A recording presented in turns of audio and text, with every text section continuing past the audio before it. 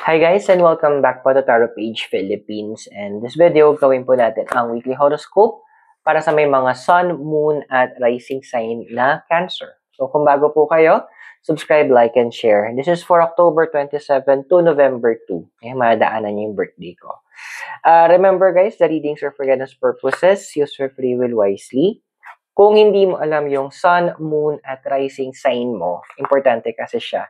Sa end po ng video, may link tayo para dito.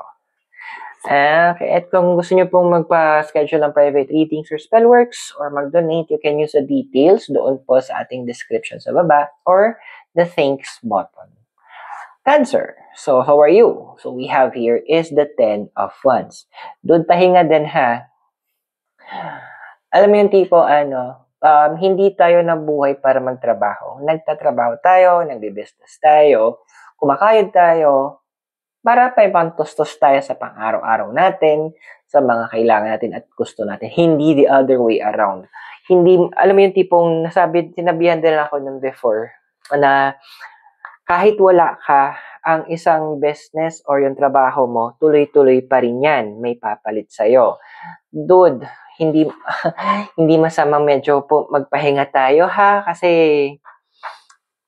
all work no play, that's very wrong ha. So ako yung medyo na-bother para sa'yo. Pero why are you doing this? Bakit ba masyado mong fino-focus yung sarili mo with work? So we have here is the card of the moon. So the moon, may naalala lang akong insight and joke namin, the moon, you. So, the moon kasi, andun yung point na you're trying to cover up yung, may basa nyo kasi na you're emotionally down. Andoon na parang, doon nyo na nakuha siguro din yung worth nyo, nakakaramdam kayo ng pride dahil sa work nyo. So, kaya andoon, kumbaga yun na lang, iba sa inyo, yun yung parang tinutuloy nyo ng family nyo, yun na lang yung pinaka-core ng life nyo. Well, alam mo, labas-labas din pag may time Cancer. Hindi naman kailangan maging magastos kapag lalabas ka. I mean, a walk in the park or tamang strolling, kung malapit ka sa may tabing dagat, go! Or malapit ka sa may ilog or sa may lawa, proceed. O yung tipong, kung safe naman sa lugar nyo, why not take a little bit of a walk, a stroll? Find a way to mag-expand ka ng environment mo. Or, may kaibigan ka malapit ng bahay, i-invite mo, kung tanong mo, pwede kang bumisita, just, yun, kailangan maiba yung environment mo. Ha? Kasi, yung desire card mo dito, with the card of the sun, pinapakita kasi ng card na to, yun yung, literal, ang dami sa inyo kailangan magpa-araw. Literal to. Ano yung tipo, ang dami sa inyo na parang, mag-end na naman ng year. Iba sa inyo, hindi pa ako nakapag-bakasyon or hindi man lang ako nakapag-ganto, hindi naman ako nakapagdagat or nakapunta ng province namin. Pwede pa humabol. Meron ka pang ilang linggo. You still have 10 weeks bago bilis na pala, 10 weeks na lang. You still have 10 weeks to do that, Cancer. And alam mo yung tipong, iba sa inyo din, you need to also visit yung family nyo, yung mga hinahanap nyo, bonding maybe with family, kapatid, mga pinsan, mga tito, go. Kasi this is one of the few things in life na talagang kailangan natin. Now, yung foundation mo, we have here kasi is the Hangman. Alam mo yung tipong okay, walang masama Cancer na meron kang mga material goals na parang, gusto ko kasi makabili ako ng bagong phone kasi yung phone ko medyo ngarag na. Or gusto ko kasi makabili ng ref kasi yung ref namin hindi na malamig. Hindi na lumalamig yung tubig namin doon or hindi na nabubuo yung yelo. Again, there's nothing wrong doon sa mga goals in life with regards sa mga ganito. Pero kasi andito na masyado mo naman doon pinofocus. That is what you call, sabi ng card, that is what you call as your small goals. Pero tingnan mo, ang sabi ni Hangman, look up. Tingnan mo naman dito kung ano yung mga bigger goals mo. Yung mga pangmalakihan na talaga, yung pang lifetime na yung effect. And ang tanongin mo, etong mga small goals ko ba to, mga little goals ko ba to, nakasuporta ba siya doon sa big goal ko? Yun yung kailangan nagiging sinasabi ni Hangman. Magkaroon ka ng time of reflection na there are things in life that you will need to review, revisit, hindi dahil alam mo magbe-benefit ka agad, temporarily, is dapat i-pursue mo na. Always reflect on the bigger picture. Kumbaga, doon tayo sa sa pangmalakihan na i-target natin.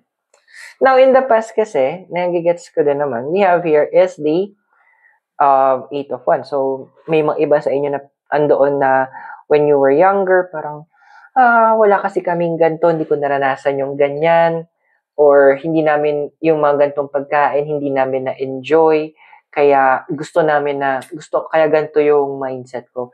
Well, there's no problem with that kasi hinihil mo lang yung inner childhood mo. Again, walang masama na nagbibigay tayo pa sa sarili natin. But hindi lahat ng binibigyan natin sa sarili natin ay makakabuti sa atin. Hindi lahat ng ginugusto natin is dapat nating ma-achieve. Para sa mga magulang natin, di ba, kapag meron tayong gustong bilhin sa mall, pagkasama natin sila, kasi nag-tantrums kasi hindi nga nabigay yung gusto. Pero, yung magulang kasi, possible, meron silang ibang gusto na mas maganda pa compared doon. So, ando na, you need to trust the universe doon sa process na gusto niya para sa'yo. Kasi at the end, ito na yung magiging ikaw eh. We have here is the Chariot. Ulit. Ayun. So, madami pa rin sa inyo talaga medyo matigas ang ulo. And doon na mas pipiliin nyo pa din na, hindi, magpapakabisi muna ako. Eto, magpapakabisi pero hindi naman sa work. Magpapakabisi kasi mag-focus muna kayo sa sarili nyo. Fair enough. Okay naman. Pero paalala lang Chariot, this is also your ruling card. So, andoon na, wag naman kayo puro career. Pahinga din Kasi, parang ganito yun eh. Lamaki nga yung sweldo mo because of your overtime. Wag naman sana, knock on wood, paano kung yung pinang-overtime mo, ending, panggamot mo lang. Diba? So, you need to live a balanced life then. So, kung naka-resonate ka sa reading natin, don't forget po to subscribe, like, and share para may access ka sa mga future readings. Tuloy natin. Your physical environment we have here is the Justice. So, ito na nga. Pinapala sa'yo ng card na this is your physical environment. Alam mo, walang masama na unahin mo yung gusto mo. Hindi mo masama na parang maging selfish ka din. Kasi, natural, it is innate for us humans na maging selfish tayo. And yung sinasabi ko dito pagiging selfish is uunahin mo naman yung mga kailangan mo para sa sarili mo, yung mga tina-target mo.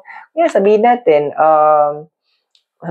working student ka. So, yung mga pangailangan mo, ano ba yung mga sa school, yung mga projects, mga kailangan bayaran, huwag mong pahirapan yung sarili mo na bitbitin mo lahat ng pwedeng bitbitin mong responsibility.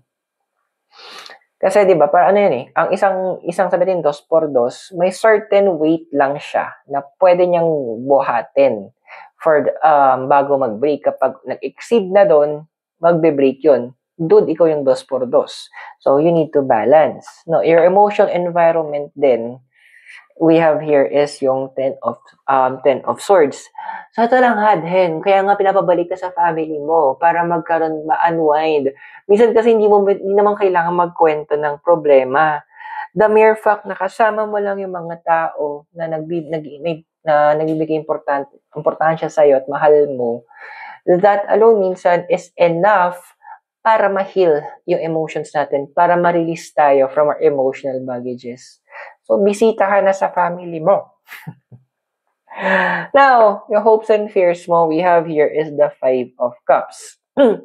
Andun yung point na, well, siguro scary nga talaga, no? Na ang fear mo kasi baka mamaya, kapag pag-banding ka, andoon nang bigla ka mag-open, malaman nila na ganito yung nararamdaman mo, ganito yung ito na yung sitwasyon mo. So, hindi ba dapat sila yung unang makakaalam kung ano ba talaga nangyayari sa'yo? Kasi ito yung malabas sa Queen of Pentacles eh. A lot of you guys, andoon na may mga iba sa inyo na minsan naiiyak na lang kayo sa bigat ng pakaramdam or Mapaganon na lang, buntong hininga. Kasi nga sobrang the pressure is on talaga. So, ito na yung pinapaalala sa'yo ng Queen of Pentacles na it's time for you to open up. Kailangan mong magkaroon ng moment with them. Kung sabi natin, kung gusto mo lang sa tatay mo or sa nanay mo, go. Walang masama. Kung isa sa kanila mas komportable ka lang. As long as you allow yourself na maging open sa kanila. So, I hope nakatulong yung readings. Those are for guidance purposes. Use your free will wisely. So, guys, huwag kalimutan mag-subscribe, like, and share. And maraming salamat. God bless. Namaste. Hare Krishna and blessed be. And hope magkita tayo sa next video. From Baguio City, you have a great day. Bye!